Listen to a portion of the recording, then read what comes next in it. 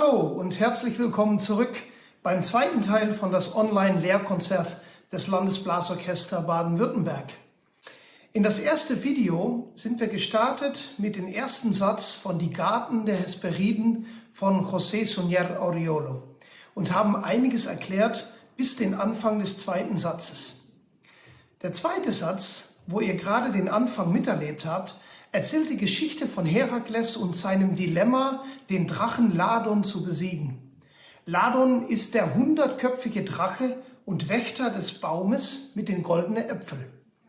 Am Anfang habt ihr die Besessenheit von Herakles gehört, den Drachen zu finden und zu töten.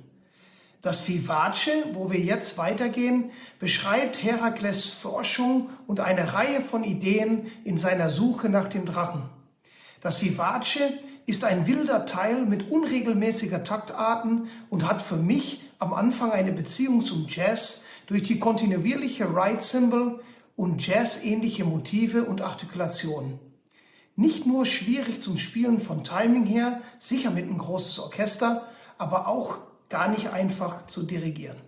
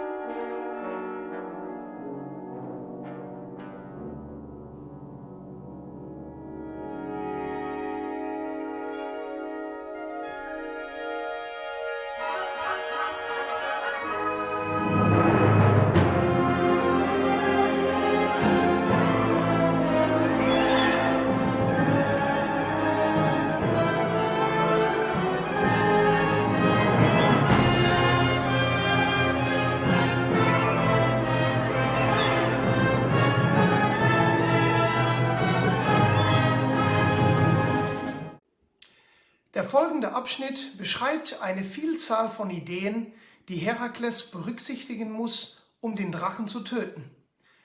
José Suñer bedient sich 4 Solisten, die die verschiedenen Ideen musikalisch darstellen. Es sind herausfordernde Soli für Tuba, Posaune, Horn und Trompete. Was sicher auch interessant ist zu bemerken, ist die Rhythm Section, bestehend aus Percussion, Kontrabass, Celli und Klavier. Meist ideal wäre es, diese Instrumenten für diese Passage eng zusammen zu haben auf die Bühne, aber mit ein großes Orchester ist das fast unmöglich. Klavier sitzt normalerweise links vom Dirigenten in die Nähe von die Harfe und Mallet Percussion, weil die auch viel direkt Kontakt haben müssen, und Kontrabass und Celli sitzen ganz rechts in die Nähe von die Tuben. Es ist immer eine ganze Herausforderung, mit solche großen Abstände diese rhythmische Motor zusammenzubehalten. Die Passagen für die Solisten sind wirklich toll geschrieben und jeder Solist kann seine eigene Geschichte mit Charakter erzählen. Als Übergang zwischen die Soli greift José Suñer ganz kurz immer wieder zurück zum Jazzy-Thema aus das Vivace.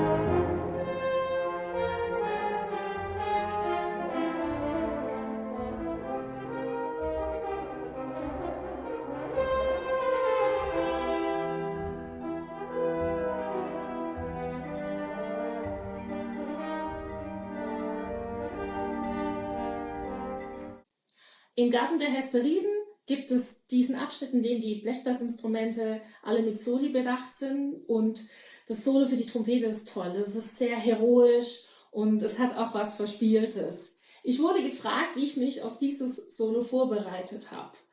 Und ganz klar, am Anfang steht das Üben, also der musikalische und technische Zugang und das Erarbeiten dieser Stelle. Aber wenn ich weiß, dass ich ein Solo in einem Konzertprogramm oder wie es in dem Fall war, in einem Wettbewerbsprogramm spiele, dann gibt es, finde ich, doch noch die ein oder anderen Aspekte, die man vorab beachten sollte. Und für mich als Blechbläserin ist es ganz klar auch die Krafteinteilung. Denn der Garten der Hesperiden war das letzte Stück, davor gab es ordentlich was zu spielen. Und ich war auf der ersten Trompete nur einfach besetzt. Und von daher war für mich klar, okay, ich gucke, auch wenn ich einfach besetzt bin, wo sind Abschnitte.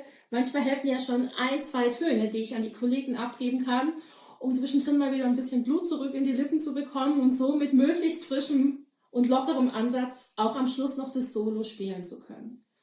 Und ebenfalls wichtig finde ich das Bewusstsein dafür, dass ich natürlich, wenn ich für mich zu Hause übe, kann ich für optimale Bedingungen sorgen. Ich kann mich gut einspielen, ich kenne die Akustik, und das sind zum Teil der Punkte, die kann ich in einem Konzert einfach nicht kalkulieren. Klar, einspielen kann ich mich vorher, aber ich weiß zum Beispiel nicht, welche Akustik erwartet mich. Ist es überakustisch? Höre ich nur mich selbst? Wie ist die Temperatur? Ist es super heiß oder eiskalt, wie es auch mal in der Kirche sein kann? Und von daher schaue ich auch, wenn ich für mich vorbereite, dass ich nicht immer nur das im Bequembereich tue, sondern bewusst auch immer wieder Situationen provoziere, wo es sich nicht mehr so bequem anfühlt. Da gibt es natürlich ganz viele Punkte, von einfach schauen, dass man auch mal spielt, wenn man vielleicht davor eine Runde um den Block gelaufen ist und die Temperatur ein bisschen angestiegen ist. Auch mal das Solo noch durchspielen, wenn man schon den ganzen Tag geübt hat und denkt, okay, eigentlich habe ich genug getan, und oft geht dann trotzdem noch mehr, als man denkt, aber einfach damit ich lerne, damit umzugehen, wie reagiert mein Körper, mein Kopf, wenn nicht mehr alles im Okay-Bereich ist. Und wenn ich mich damit vorher schon auseinandersetze, dann erhöht sich zumindest die Wahrscheinlichkeit, dass ich dann Strategien habe für den Ernstfall. Und klar, eine Trompete ist eine Trompete. Es kann trotzdem noch ein Kieks kommen. Aber wenn ich dann in dem Moment einfach weiß, ich bin gewappnet, dann erhöht sich die Wahrscheinlichkeit, dass ich mich einfach auf das Musikmachen freuen kann und dann einfach loslegen.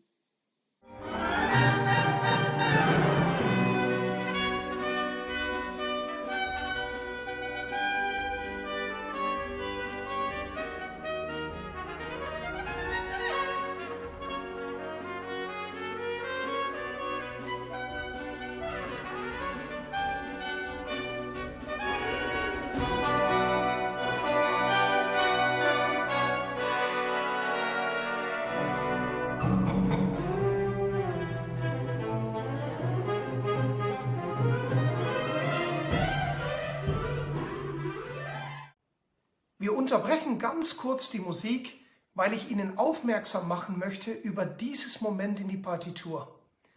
Ganz aus nichts und kontrastierend mit das, was wir bisher gehört haben, wechselt der Musik sich abrupt in eine andere Atmosphäre. Ich habe immer das Gefühl, man wechselt wie beim Fernsehen schauen zu einem anderen Kanal. Die Solo-Oboe spielt eine Melodie wie aus einer anderen Welt.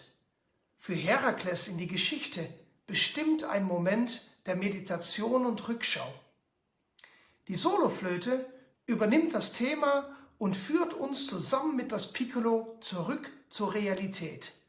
Der Walking Bass und Ride Cymbal von Vivace kommt wieder zurück und Herakles ist wieder direkt beschäftigt mit seiner Suche nach dem Drache Ladon, der am Ende dieser Satz stirbt mit einem Schrei aus seinen 100 Köpfen und verschwindet in der Asche seines eigenen Feuers.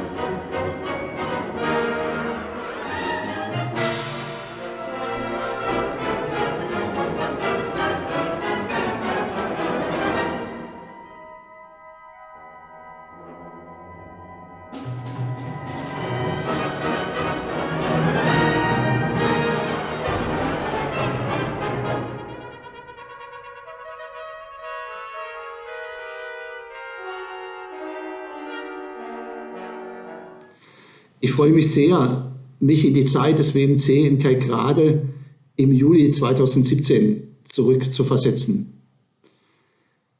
Es waren genial, schöne, faszinierende Tage in einer ganz besonderen Atmosphäre, sowohl während der Vorbereitung als natürlich auch beim Konzert auf der Bühne der Ruderhall. Ein fester Bestandteil während der Vorbereitung war abends der Konzertdurchlauf mit Aufnahme und anschließendem Zurückhören. Eine Stelle, mit der wir uns ebenfalls sehr intensiv auseinandergesetzt haben, ist im Werk von Oriola die Vertonung des Verbrennens des Drachens.